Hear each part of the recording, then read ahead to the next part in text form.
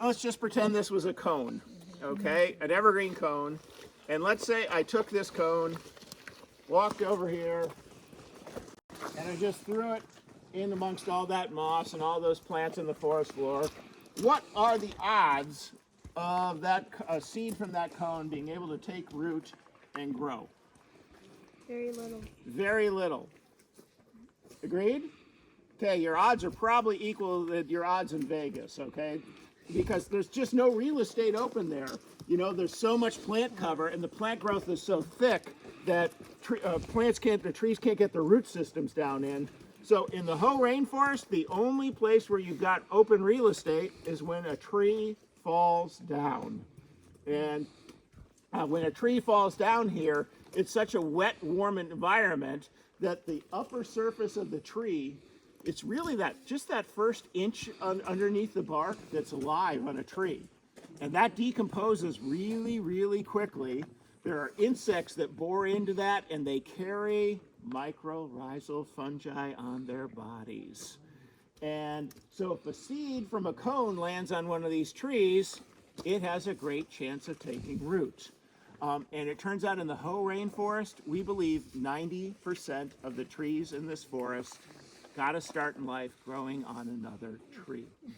So when we look here, what is the species right here?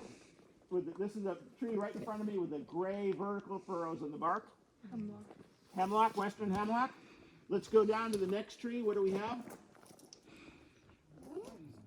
Spruce. Next tree. Also spruce. There's two trees side by side. The little one, it's got short, flat needles. That's a hemlock. Right next to it is a spruce. And then as I look down, I see spruce, spruce, spruce, spruce. Okay? So it turns out there's a reason why there are so many spruces and so few hemlocks. And it ties down, if you are an elk and you get to eat this when it's young, when a little seedling goes, it's nice and soft and chewable. But as anyone, a spruce, they have needles that are really, really sharp. I mean, if you touch it, it's like getting poked by a real sewing needle. So the elk don't eat it. And that's why we have the Sitka spruce dominating right here, because the elk just didn't want to eat that. And whenever you see a line of trees like this is called a colonnade. And that's one of the really cool things about this forest. You know, you think of nature, you think of it being very random, but in here, you know, you'd think trees would be here and here and there and there, but not here.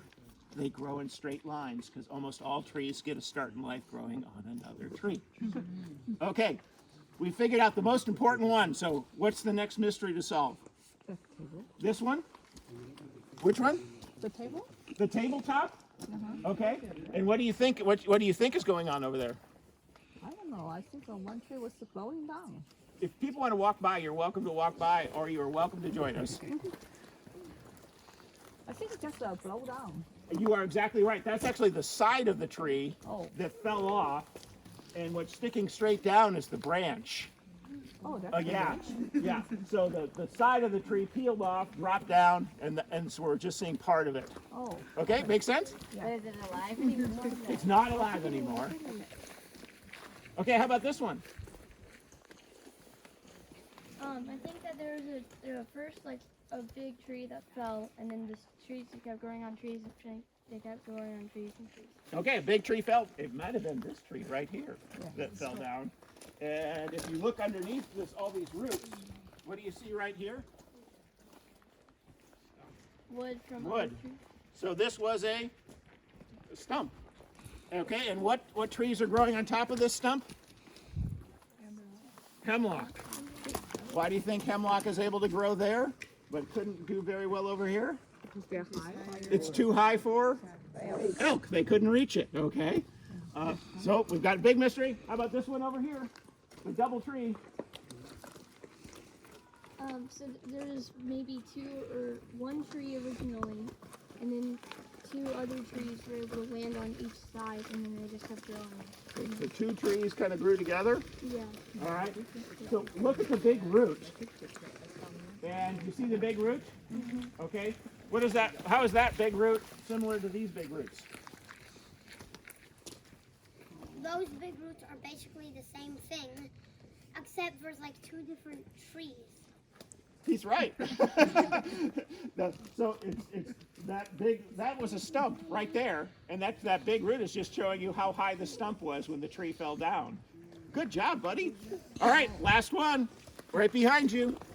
Huge, huge, huge, like octopus-like roots. Do you know how old this is? Do I know how old it is? I know exactly how old this tree is. This tree is called the Sentinel.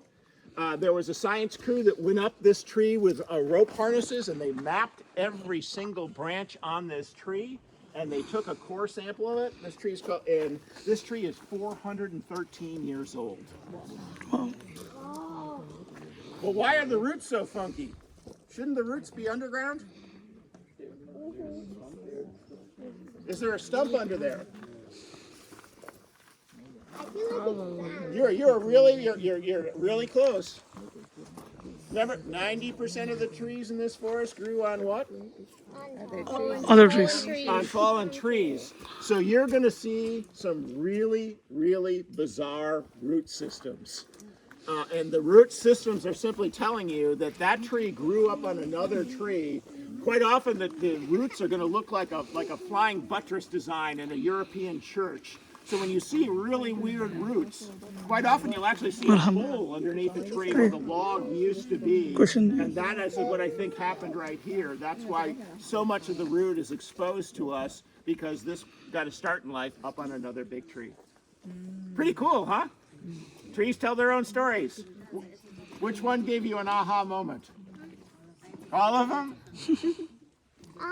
So a tree falls and then another tree grows on it, and the fallen tree gives all the energy up. It does. That's exactly what this is called. They call these nurse logs, and that's what they would call them in most old-growth forests. But because in this rainforest, the trees all grow in straight lines, we call that a colonnade. Okay? Excellent work. Good theories.